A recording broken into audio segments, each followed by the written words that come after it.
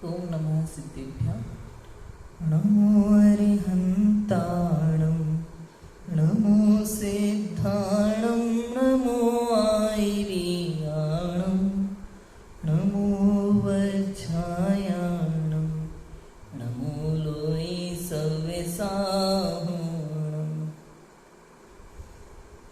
लक्ष्मीनिवासनिलयं विलीनविलयं निधाय हदिवीरम् आत्मानुशासन्नहं वक्षे मोक्षाय भव्यानाम्। आचार्य गुणभद्र स्वामी द्वारा रचित यह आत्मानुशासन ग्रंथ है। 163 नंबर के श्लोक तक हमने चर्चा की थी। कल हमने देखा था कि आशा को निराश करने वालों का कर्म कुछ बिगाड़ सकता नहीं है। आप कोई भी कर्म करें उसमें आशा मत रखना, ये मेरे लिए अच्छा होगा या बुरा होगा, इससे मुझे क्या फल मिलेगा। इस तरह की आशा यदि आप किसी कर्म से करते हैं तो आप दुखी होंगे। अंत में आपको उसका फल आपकी इच्छा अनुसार नहीं होगा तो आपको कष्ट होगा। इसलिए परिणाम के बारे में नहीं सोचना चाहिए, क्योंकि परिणाम हमारे हाथ में नहीं है।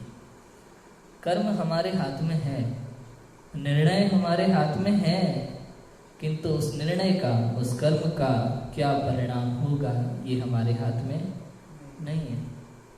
इसलिए उसके लिए सुखी दुखी होना ये मूर्खता है, अज्ञानता है। ऐसा नहीं होना चाहिए। ठीक है, अब हम बात करेंगे स्तुत्य और निंद्य व्यक्तियों की चरम स्तुति।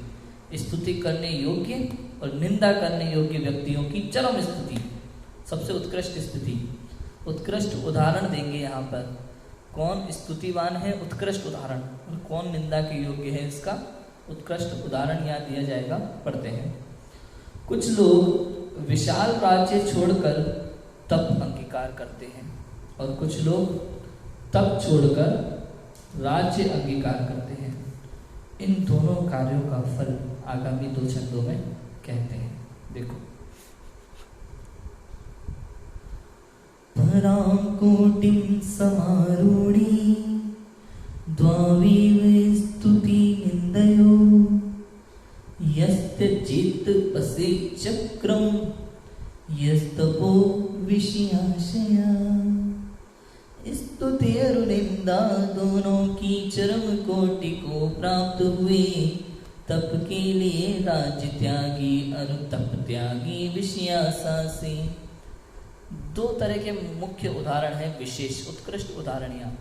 एक वो जो राजा है, चक्रवर्ती राजा जैसा राजा, वो अपने समस्त राज्य को छोड़कर तप अंगीकार करता है।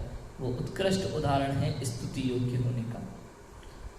और एक वो जो तपस्वी है किंतु विषयों की इच्छा से अपने तप को भंग करता है, तप से भ्रष्ट होता है, अपनी दीक्षा से भ्रष्ट हो जाता है, वो निंदा के योग्य है। ये उत्कृष्ट उदाहरण है। देखो, जो तप के लिए चक्र अर्थात राज्य को छोड़ते हैं और जो विषयों की आशा से तप को छोड़ते हैं, ये दोनों ही स्तुति और निंदा के सर्वोत्कृष्ट भाग को प्राप्त करते हैं। सीधी सी बात है। जो समस्त समस्याओं का त्याग करते हैं, विषयों की इच्छा का त्याग करते हैं, घर का, परिवार का, मोह का, क्रोधादि विकारी भावों का त्याग करते हैं और तप को धारण करते हैं, वे स्तुतिवान हैं। करोड़ों को त्याग करके यदि कोई तपस्या के लिए मुनि दीक्षा धारण कर ले तो क्या वो स्तुतिवान है? सोचो, करोड़ों को त्याग दे, पैसे त्याग दे, दुनिया भर के धन इत्यादि को त्याग दे और मुनि दीक्षा धारण कर ले तो क्या वो स्तुतिवान है? नहीं। तब तक वो स्तुतिवान नहीं है, तब तक उसका तप सच्चा नहीं है, जब तक उसकी राह सच्ची नहीं है, जब तक उसका मार्ग सच्चा नहीं है, जब तक उसकी श्रद्धा सच्ची नहीं है, तब तक उसका तप सत्य नहीं है, तब तक उसकी स्तुति नहीं की जा सकती। किंतु जो व्यक्ति तपस्वी है, सच्चे मार्ग पर है, किंतु किसी विषय की इच्छा से, विषय की लोलुपता से, किसी चाह से, मान प्रतिष्ठा की चाह से यदि वो तप से भ्रष्ट हो जाता है तो वो महानिंदनीय है, वो निंदा के योग्य कहा। इस लोक में कुछ लोग स्तुति करने योग्य और कुछ लोग निंदा करने योग्य हैं।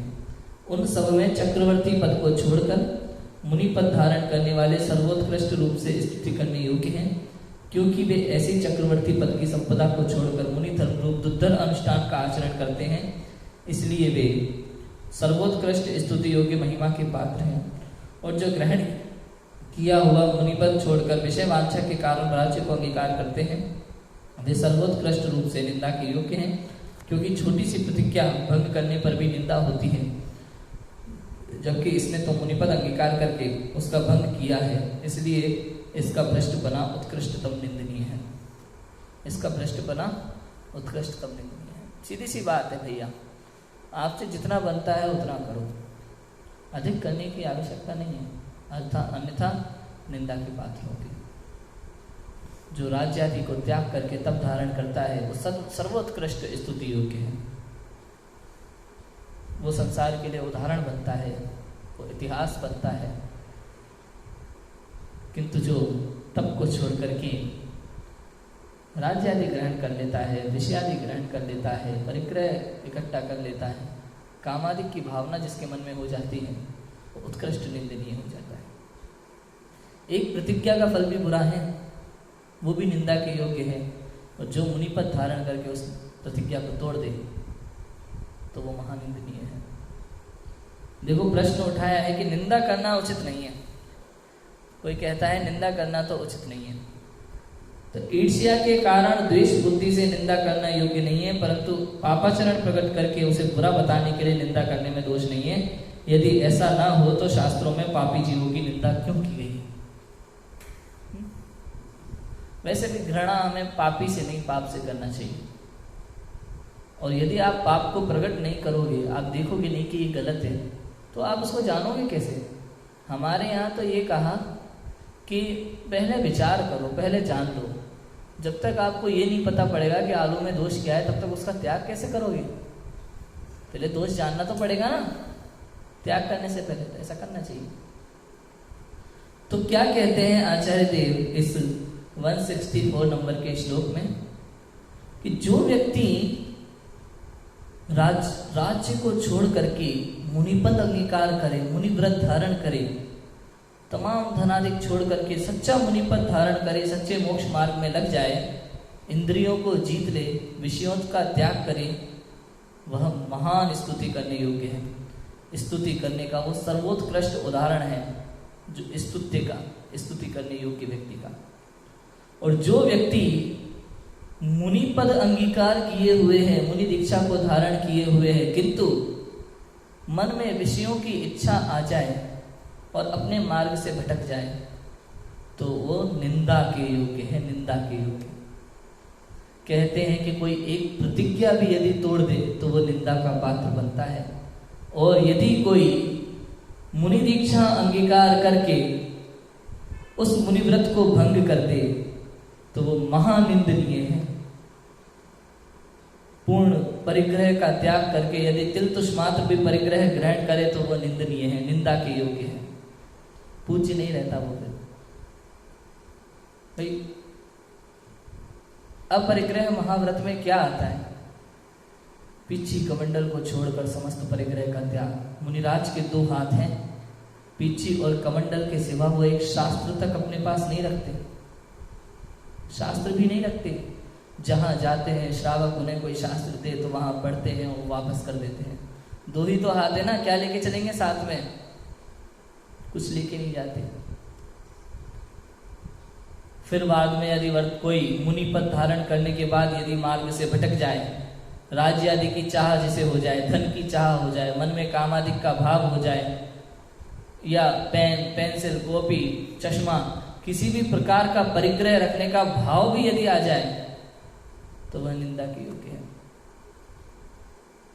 संसार आदि की क्रियाओं का त्याग करके मुनिपद अंगीकार करते हैं। आत्म कल्याण के लिए कोई भी व्यक्ति मुनिपद अंगीकार करता है और फिर यदि आत्म कल्याण का कार्य छोड़कर सांसारिक कार्यों में उलझा रहे, समाज कल्याण में लग जाए, नेतागिरी करने में लग जाए, तो वह निंदा के योग्य है, वो पूज्य नहीं रहा, पूज्य नहीं है वो। भाई समाज का कल्याण करना है तो वो नेता का काम है, आपको मंदिर बनवाने हैं तो वो समाज का कार्य है। मुनि का कार्य क्या है? आपने मुनि दीक्षा अंगीकार की किस लिए की? कि संसार में सुख नहीं है। एक बार को रेत में से तेल निकल सकता है लेकिन संसार में सुख नहीं मिल सकता, ये जान करके आपने मुनि दीक्षा अंगीकार की थी कि सुख तो आत्मा में है, और आत्म कल्याण करने के लिए ही मुनि दीक्षा अंगीकार की थी। फिर यदि आप समाज कल्याण में लग गए, समाज को गृहस्थ जीवन का उपदेश दिया जाए मुनि अवस्था में, तो वह निंदा के योग्य है, निंदा के योग्य है वो सब। बात समझ में आई? वही मुनि दीक्षा लिखा ना, अष्टपाहुड़ में लिखा, व्यापार आदि का उपदेश नहीं देते मुनिराज, भाई ऐसा नहीं ऐसा कर लेना, कपड़े का नहीं तो ये कर लेना कि ये कर लेना, कि भाई ऐसे कपड़े पहनना चाहिए, ऐसे बेचना चाहिए, इस तरह का उपदेश यदि दिया जाए तो वह मुनि नहीं है, निंदा के योग्य है। कोई प्रश्न उठाता है कि भाई निंदा करना तो पाप है ना, हमारे जैन धर्म में निंदा करना तो गलत बताया है, तो कहते हैं कि निंदा यदि राग द्वेष पूर्वक हो, किसी से तुम्हारा द्वेष हो तो निंदा निंदा है, लेकिन यदि पाप को प्रकट करने के लिए निंदा की जा रही है, पाप की निंदा की जाती है कि ये गलत है, तो उसमें निंदा में दोष नहीं है। यदि आप गलत को जानोगे नहीं तो त्यागोगे कैसे? अगर ये गलत चलता रहा तो सारी दुनिया इसको सच मानेगी, फिर गलत ही खत्म हो जाएगा।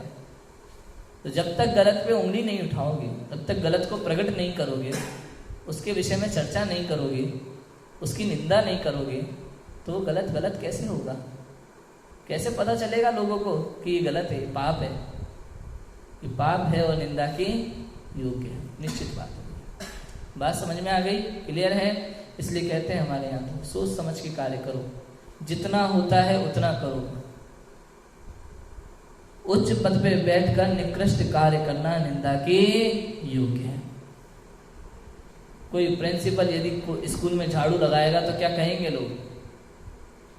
शोभनीय नहीं है, ये उसका कार्य नहीं है। झाड़ू लगाना चपरासी का कार्य है, प्रिंसिपल को शोभा नहीं देता।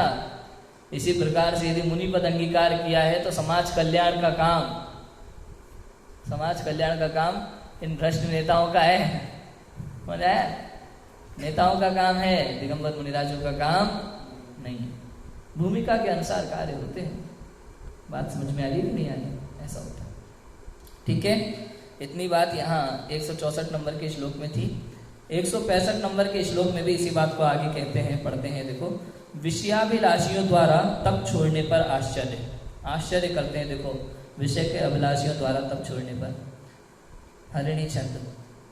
त्यजतु तपसी चक्रम चक्रियतस्तप सहफलम सुखमनुपम सुखमनुपमं सोत्थं नित्यं ततो न तदद्भुतम् इदमिहि महच्चित्रं यत्तद्विषं विषयात्मकं पुनरपि सुधीस्त्यक्तं भोक्तुं जहाति महत्तपः। क्या लिखा है? अनुपम आत्मोत्पन्न शाश्वत सुख फल तप से होता जान, तप के लिए चक्र तजते चक्री इसमें आश्चर्य न मान। किंतु सुबुद्धि त्यक्त विषय विष पुनः भोग विलासा से गुरुतम को तज देते हैं, अति आश्चर्य हमें इससे। कहते हैं कि कोई मूंगफली खाने वाला व्यक्ति यदि मूंगफली छोड़ के बादाम खाने लगे तो उसमें आश्चर्य नहीं है। बादाम तो सबको अच्छे लगते हैं। नमक खाने वाली चींटी यदि शक्कर खाने लगे तो उसमें आश्चर्य नहीं है। लेकिन यदि बादाम खाने वाला व्यक्ति बादाम छोड़ के मूंगफली खाने लगे तो उसमें आश्चर्य है। शक्कर खाने वाली चींटी यदि शक्कर छोड़ के नमक पसंद आने लगे उसे, तो इसमें आश्चर्य है। ऊंची चीज पसंद आए तो उसमें आश्चर्य नहीं है शांता जी। हाँ, छोटी चीज पसंद आने लगे, उत्कृष्ट चीज को छोड़ दे तो उसमें आश्चर्य है। देखो क्या कहते हैं कि चक्रवर्ती तप के लिए राज्य छोड़े तो छोड़े, क्योंकि इसका फल अनुपम आत्मजन्य शाश्वत सुख है। इसलिए इसमें हमें कोई आश्चर्य नहीं। परंतु यह बड़े आश्चर्य की बात है कि बुद्धिमान होकर भी छोड़े हुए विषय विष पुनः भोगने के लिए महान तप को छोड़ देते हैं। बुद्धिमान होते हुए भी छोड़े हुए विषय विष, जिन विषयों को जहर जान करके छोड़ा था, उस जहर को पुनः अंगीकार कर लेते हैं। ये महान आश्चर्य है, महान आश्चर्य है। बुद्धिमान होते हुए भी, ज्ञानी होते हुए भी, सब जानते हुए भी छोड़ दिया आपने, त्याग दिया बुरा जानकर, फिर भी ग्रहण करते हैं। आपको मालूम है त्याग कब होता है किसी भी चीज का? जब जान ले कि ये मेरे लिए घातक है। समझ आया? एक बार शांता जी मेहमान आए थे घर पे, ठीक है, घर में मेहमान आए, खीर रखी थी, हमने सामने वाले के लिए टेबल पर एक खीर की कटोरी रखी थी। वो आया, उसने कहा यार खीर तो बहुत बढ़िया बनी है, और खाने बैठ गया। अब मेहमान आया, खीर खाने बैठ गया, और हम थे उस समय अंदर कमरे में, हमें पता नहीं था कि वो खीर खाने बैठ गया है। हमने उसे बोल बैठने को कहा और थोड़ी देर के लिए अंदर गए। बाहर आने ही वाले थे, जैसे ही बाहर आए हमने देखा वो तो खीर खा रहा है चम्मच से, आराम से कटोरी में से, कोई दिक्कत नहीं है। हमने उससे कहा अरे अरे अरे अरे तुमने खीर खा ली? हाँ, इतनी अच्छी लग रही थी यार, देखने में सुगंध आ रही थी बढ़िया, तो हमने खा ली। कोई दिक्कत? कि नहीं दिक्कत कोई नहीं है भैया, इसमें छिपकली गिर गई थी थोड़ी सी। अब क्या होगा बताओ? अब उसको कितनी देर लगेगी खीर त्यागने में? कितना समय लगेगा? उल्टा मुंह में जो होगी उसे थूक देगा, उल्टी करने लगेगा, जानबूझ के उल्टी करेगा। क्यों क्यों क्यों ऐसा क्यों हुआ? उसे पता चल गया कि ये मेरे लिए घातक है, ये मेरा नुकसान करने वाली है। और एक बार ये पता चला तो उसने तुरंत त्याग दी, समय नहीं लगा।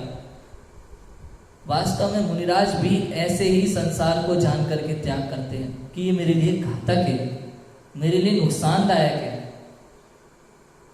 मुझे संसार में रुलाने वाला है, ये इंद्रिय विषय ये मुझे उलझा देंगे, संसार में भटका देंगे, भव भव में रुलाएंगे, ये जहर से भी बड़े हैं, कालकूट जहर के समान है। ऐसा जान करके मुनिराज इन संसार के समस्त विषयों का, संसार का त्याग करके मोक्ष मार्ग पर चलते हैं। और फिर यदि उस विषय को पुनः ग्रहण करने का भाव आ जाए तो क्या कहें? इसमें आश्चर्य है। जैसे ही उस व्यक्ति ने, उस मेहमान ने सुना कि इसमें तो छिपकली गिर गई थी, उसने खीर को तुरंत छोड़ दिया और उल्टी करने लगा। किंतु थोड़ी देर बाद उसे फिर से वही खीर खाने का भाव आ जाए तो क्या कहोगे? ये तो आश्चर्य की बात है, ये तो आश्चर्य की बात है। इसी प्रकार से यदि कोई मुनि व्रत धारण करने वाला, विषयों को सब समस्त विषयों को त्याग देने वाला यदि विषय को ग्रहण करे तो ये आश्चर्य की बात है, महा आश्चर्य की बात है। समझ है? देखो, जिस प्रकार लोक में अधिक सुख की प्राप्ति के लिए थोड़े सुख को छोड़ देने में कोई आश्चर्य नहीं माना जाता, परंतु यदि कोई सर्वथा दुखदायक विष को छोड़कर पुनः उसे खाने के लिए बड़े पद को छोड़े तो महान आश्चर्य की बात है। सुनो, चाय के ठेला लगाने वाले मोदी जी सीएम बने, पीएम बने, इसमें क्या आश्चर्य है? इसमें कोई आश्चर्य की बात है? भाई कोई भी छोटा व्यक्ति बड़ा एक दिन बनता ही है। पेट्रोल पंप पे काम करने वाला व्यक्ति बड़ा बिजनेसमैन बन सकता है। ऐसे उदाहरण हमारे पास हैं। इसमें कोई आश्चर्य की बात नहीं है। जिसे लोग मूर्ख समझते थे वो साइंटिस्ट बन सकता है, इसमें कोई आश्चर्य की बात नहीं है। किंतु कोई साइंटिस्ट अपना साइंटिस्ट पना छोड़ करके, अपना ज्ञान छोड़ करके मूर्ख बन जाए, इसमें आश्चर्य है। कोई बड़ा बिजनेसमैन अपना बिजनेस सब त्याग करके पेट्रोल पंप पे नौकरी करने लगे, इसमें आश्चर्य है। यदि कोई पहला उदाहरण क्या था हमारा? चाय बेचने वाला मोदी का ना। यदि प्रधानमंत्री अपना पीएम पद छोड़ करके पुनः चाय का ठेला लगाने लगे तो इसमें आश्चर्य है। समझ आया? ये आश्चर्य की बात है। इसी प्रकार से कोई विषयों को त्याग करके यदि मुनिपद अंगीकार करे तो इसमें कोई आश्चर्य की बात नहीं है। कोई अपना राज्य छोड़कर, करोड़ों का धन छोड़कर, समस्त संसार को छोड़कर यदि मुनि दीक्षा अंगीकार करे, घर परिवार को छोड़कर, मोह आदि को छोड़कर, विकारी भावों को त्याग कर यदि कोई मुनि व्रत अंगीकार करे तो इसमें कोई आश्चर्य नहीं है।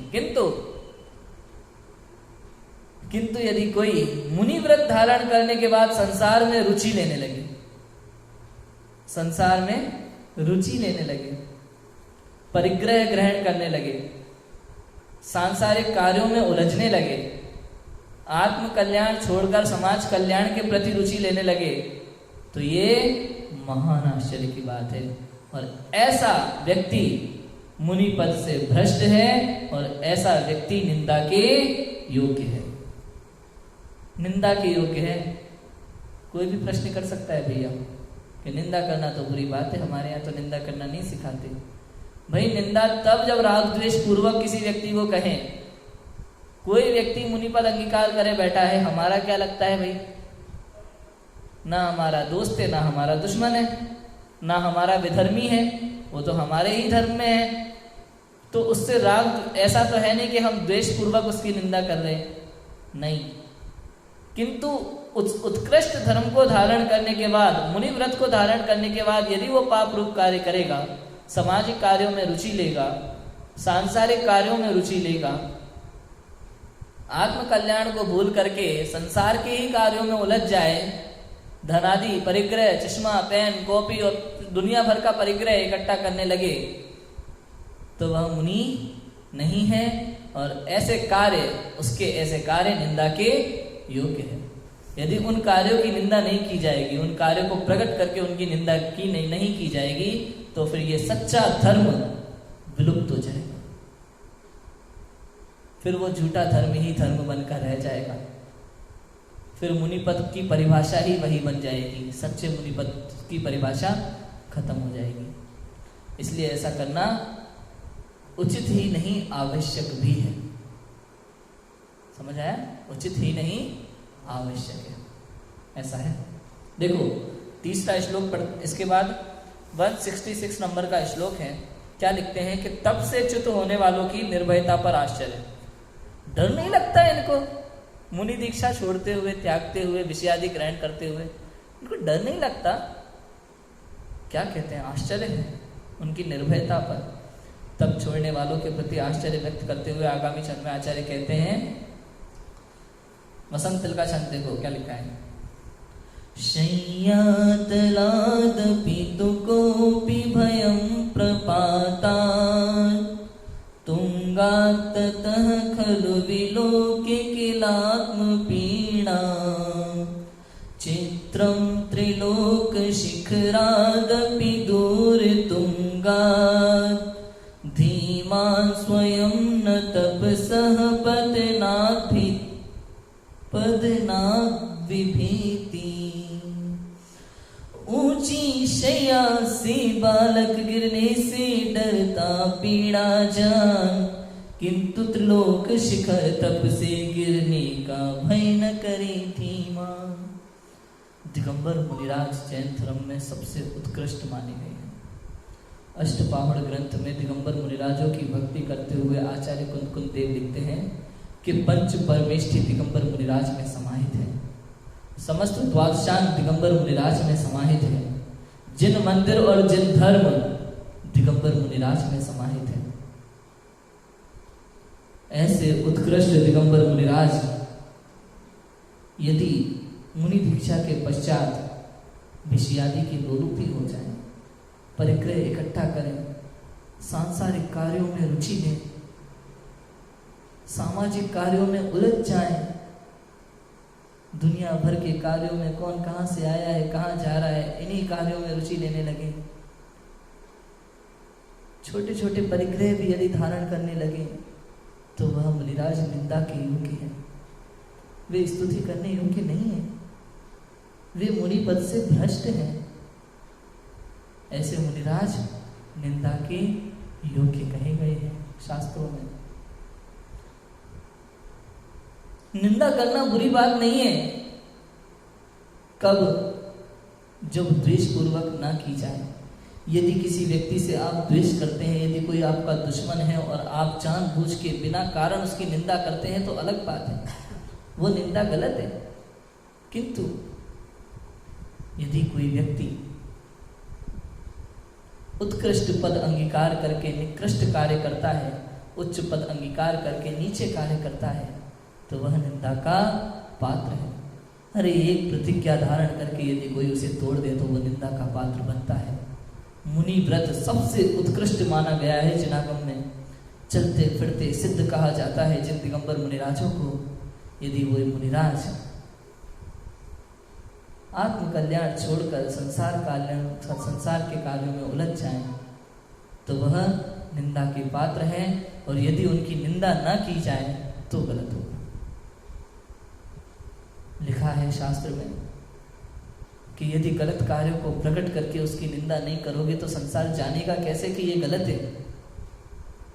यदि निंदा नहीं की गई तो वह सही हो जाएंगे, यदि निंदा नहीं की गई तो ये संसार में मुनि धर्म विलुप्त हो जाएगा, सच्चा मुनि धर्म विलुप्त हो जाएगा। झूठा जो चल रहा है वर्तमान में वही वास्तव में रह जाएगा, उसी को लोग सच मानेंगे, और ये जैन धर्म की समाप्ति की निशानी कहलाएगी। इसलिए कहा यहाँ ऐसे कार्यों की निंदा उचित ही नहीं अपितु आवश्यक है। ऐसी बात कही है, समझ आया? छोटा बालक भी पीड़ा के होने के भय से ऊंची शैया से गिरने से डरता है, परंतु यह सचमुच में बड़े आश्चर्य की बात है कि बुद्धिमान व्यक्ति 3 लोक के शिखर समान अत्यंत ऊंचे तप से गिरने में भी नहीं डरते। छोटा सा बालक हो, यदि ऊंची शैया पर लेटा हो तो गिरने पर दर्द होगा, तकलीफ होगी, ये सोचकर गिरने से डरता है। आप सोचो, छोटे से बालक को ऐसा ऊंचाई पे नहीं बिठा देते, कई बार तो डरता है, रोता है, गिरने का भय रहता है, पीड़ा का भय रहता है। 3 लोक के शिखर पे जो मुनिराजों को बिठाना है,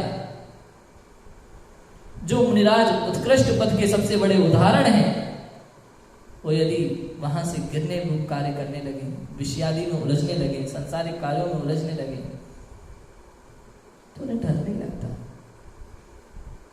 क्या वो ऐसा करने से डरते नहीं है, घबराते नहीं है?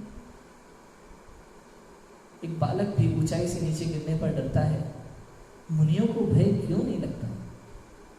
इतने उत्कृष्ट पद से निकृष्ट कार्य करते हुए भय लगना चाहिए, डर लगना चाहिए। पता है, सम्यक दृष्टि जीव सप्त भयों से रहित होता है। मुनिराज तो भावलिंगी संत है, रत्नत्रय के धारी हैं, सम्यक दर्शन ज्ञान चारित्र जिनके अंतर में है, उन्हें भी सप्त भयों से डर नहीं होता। किंतु एक भय तो हमेशा रहना चाहिए ज्ञानियों के मन में, जिन आज्ञा भंग करने का भय। किसका भय? जिन आज्ञा भंग करने का भय। यदि जिनेंद्र शासन में मुनिव्रत का स्वरूप ऐसा है तो ऐसा ही होना चाहिए। यदि आपने मुनिव्रत अंगीकार किया हुआ है, मुनि पद लिया हुआ है, मुनि वेश धारण किया हुआ है, और आप जिन आज्ञा के विरुद्ध कार्य करते हैं, छोटा सा कार्य भी करते हैं उस पद के अंदर, तो वह निंदा के योग्य है। ऐसा जीव निंदा का पात्र है, पूज्य नहीं, स्तुति नहीं है। वह विचार रहित होने पर भी बालक थोड़ी सी ऊंची शैया से गिरने से डरता है, क्योंकि उसको भी इतना विचार तो है कि यहाँ से गिरने पर मुझे दर्द होगा। लेकिन यह जीव मुनिलिंग का धारी है, विचारवान है, और वह तब भी 3 लोक के शिखर के समान ऊंचा है, क्योंकि 3 लोक के जीव तप को बड़ा पूज्य मानते हैं, परंतु फिर भी ये जीव इससे भ्रष्ट होने में नहीं डरता, स्वयं भी भ्रष्ट होता है। इतना भी विचार नहीं करता कि भ्रष्ट होने पर लोक में हास्य होने से मुझे अपमानजन्य पीड़ा होगी, और परलोक में चिरकाल तक में हास्य होने से मुझे अपमानजन्य पीड़ा होगी, और परलोक में चिरकाल तक नरक निगोदादि में मुझे दुख सहना पड़ेंगे। ये बड़े आश्चर्य की बात है।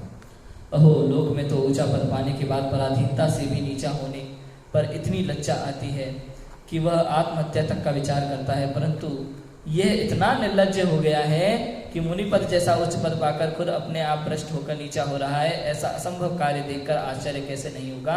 भ्रष्ट होने वाला मुनि लोक रीति का उल्लंघन करके निंदा का पात्र होता है, इसलिए यहाँ आश्चर्य व्यक्त किया गया।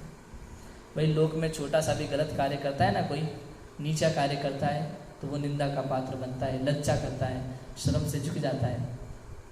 कोई ऐसा व्यक्ति हो ना जिसकी छवि बहुत अच्छी हो संसार में, जैसे कलेक्टर होते हैं ना, ईमानदार पुलिस हो, ईमानदार कलेक्टर हो, और किसी विरोधी पार्टी ने जिनसे झगड़ा चल रहा हो, किसी गुंडे को उन्होंने पकड़ा हो और उन्होंने झूठे केस में उसे फंसा दिया कलेक्टर को, ईमानदार को, तो आत्महत्या कर लेता है। ऊंचे पद पर बैठ करके यदि उसका कोई निकृष्ट कार्य सामने आ जाए तो वो आत्महत्या कर लेता है। झूठा भी कोई कह दे तो आत्महत्या कर लेता है, सच्चा होने पर भी। यहाँ इतने उत्कृष्ट पद पे बैठने के बाद निकृष्ट कार्य करते हुए इनको लज्जा नहीं आती, ये बड़े आश्चर्य की बात है। ऐसा कहते हैं, लोक रीति का उल्लंघन करके निंदा का पात्र बनता है। कहते हैं भैया आप तो जितना बनता है उतना करो, नियम मत लो, प्रतिज्ञा मत लो, जैसे हो वैसे दिखाओ स्वयं को, वस्त्र भी वैसे पहनो जैसे आप हो। समझ आए? हम लोग जैसे शास्त्री हैं, अध्ययन किया है, लेकिन हर समय हमारे कपड़े आप देखोगे तो ये नहीं होते।